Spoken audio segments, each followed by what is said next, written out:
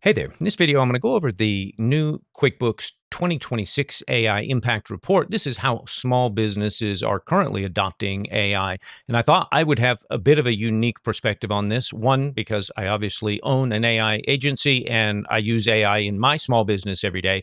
But also, we've owned the marketing ad agency for 15 years now and have worked with small businesses all over the country and are seeing a lot of them begin to adopt AI as well. So I'm really giving you kind of my perspective on this report from that of a small business owner who not only uses AI, but helps other small businesses as well use AI. Before we dive into this too deeply, let me just point out that this is a free download. Anybody can get it. You don't even need to sign up. Just Google QuickBooks AI Business Impact Report, and you will see that link show up relatively near the top. And then you'll get to a page like this on the QuickBooks Intuit website, and click the little button to download the full report. That's all I've done here. I literally downloaded. I'm going to go through a few of the slides. I'm not going to go through everything in detail, but I want to point out some of the key things as well as my take on where they may or may not have missed interpreting some of this data or really understanding it from a real small business perspective.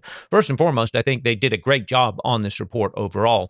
Let's just dive in here. If you just want the really high level take on all of this, generally usage is broad, paid commitment is narrower, but I think there's some data missing here that really you need to understand about.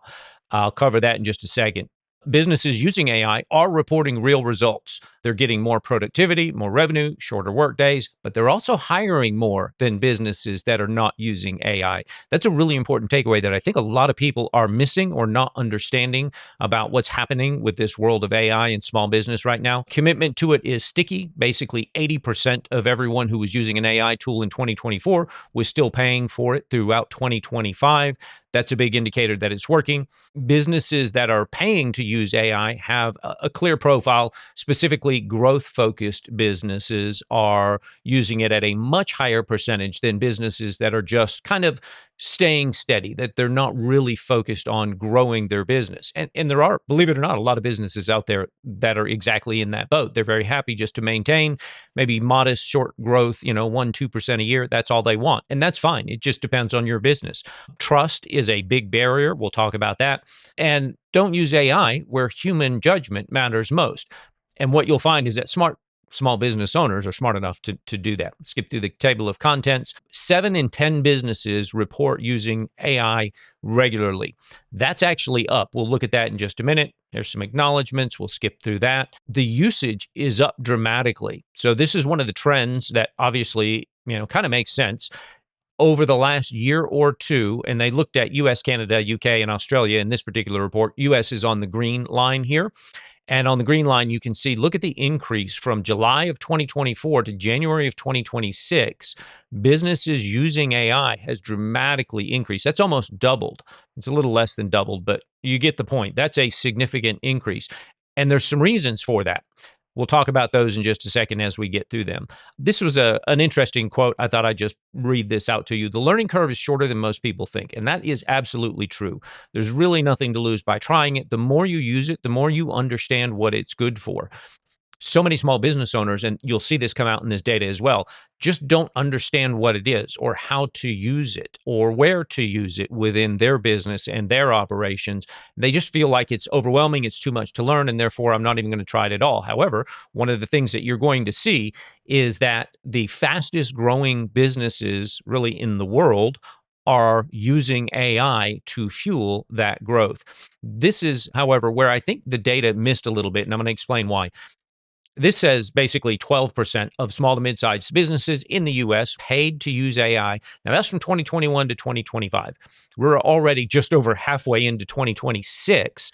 So I think this number will have gone up significantly. But the way they track this is basically they're literally looking at a company's QuickBooks, whether that company is paying for AI or not.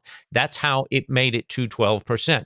But if you think about really the process that this goes through, most small business owners probably got their own personal ChatGPT or Claude subscription, or maybe Google Gemini or Grok for that matter.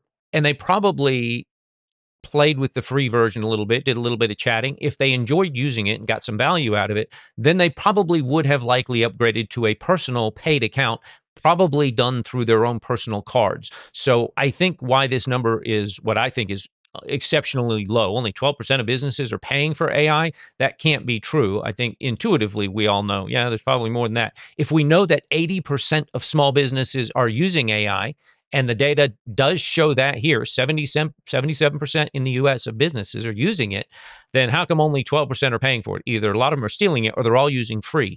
Well, if you've used AI for any length of time and used the free plan, you know that you really quickly come up against that wall where it tells you, sorry, you're out of free usage for at least this turn. A lot of them call it. So you have to wait 4 or 5 hours before you can use the tool again. That really gets old fast.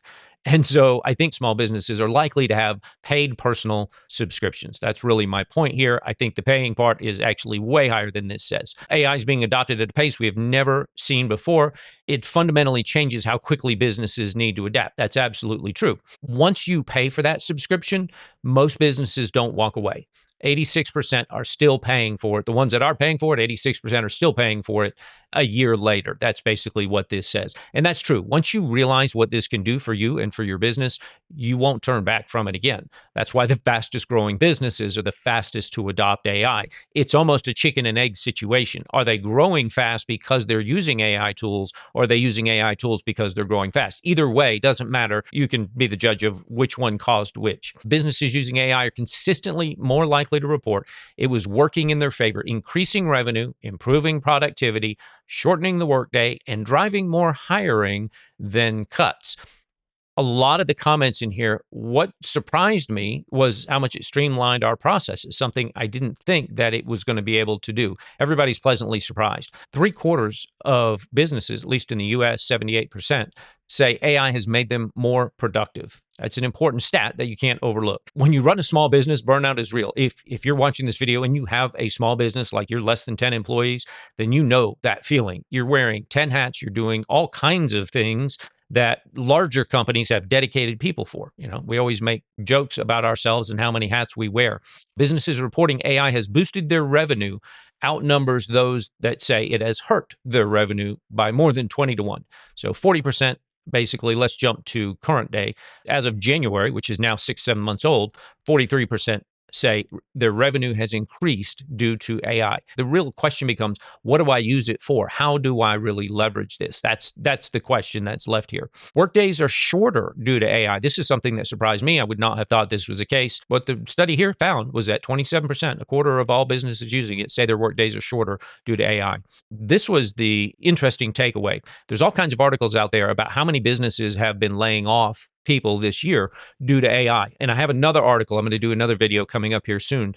Just saw it this morning in my morning brief, my AI morning brief, that talked about businesses that had done a lot of either layoffs or not hiring new people because they thought AI was going to be able to take that role, have all now begun reversing course and realized that, no, I actually still need a human being to do that job.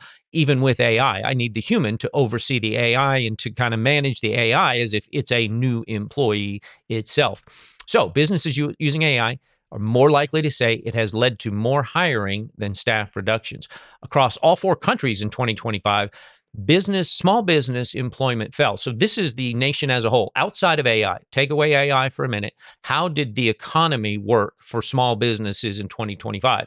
And the answer to that is it kind of shrank for small businesses. 2025 was a difficult year for small businesses, but when they use AI, they all said, or the majority says, we're more likely to hire and grow our business than to shrink back in alignment with what's happening across all industries.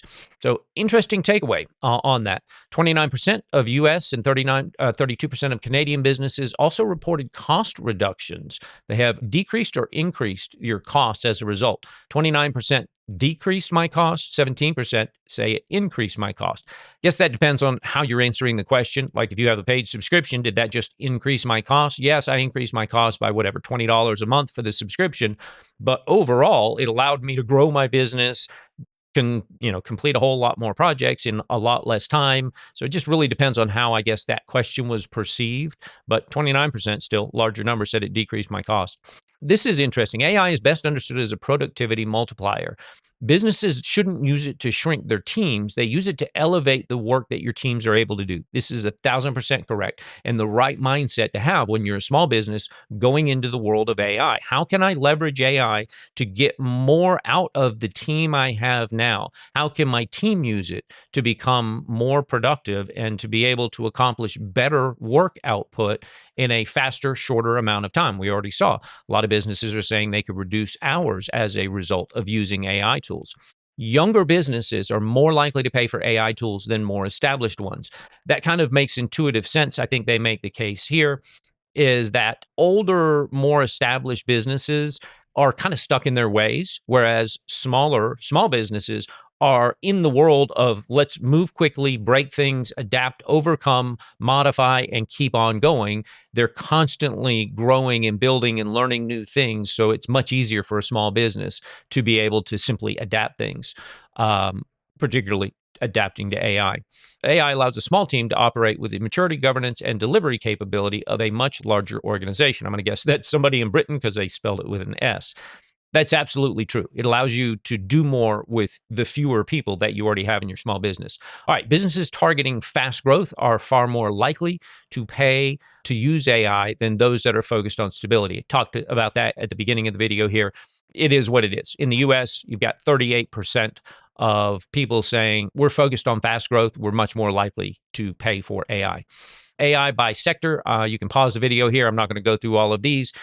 Kind of makes intuitive sense here. Information-based services. Of course, if I can look things up or use AI to go do research, pull lots of different pieces of data into reports and create reports and presentations, AI is fantastic at that. But you can go through the whole list and find out which businesses tend to use it, at least at this point, more. Also, younger business owners and decision makers are more likely to pay for it than older ones. Interesting, but not surprising. Younger kids are more prone to be using tech in all varieties, shapes, and sizes. So AI is not like a big thing to them like it would be with a somewhat older user. Education level. This is interesting here. So my first take on this was, okay, the takeaway here is basically smarter people are more likely to use AI. But I don't know that that's actually true. The older you get, the more people you meet and work with, and the more businesses, I've worked with hundreds of businesses now all over the place over 30 years. What you begin to learn is that having a college degree does not mean you are necessarily smarter. As a matter of fact, these days, right now, I think there's actually a good argument to be made that a lot of the college students coming out of college right now are in no way, shape, or form more smart or intelligent than they were back in the day.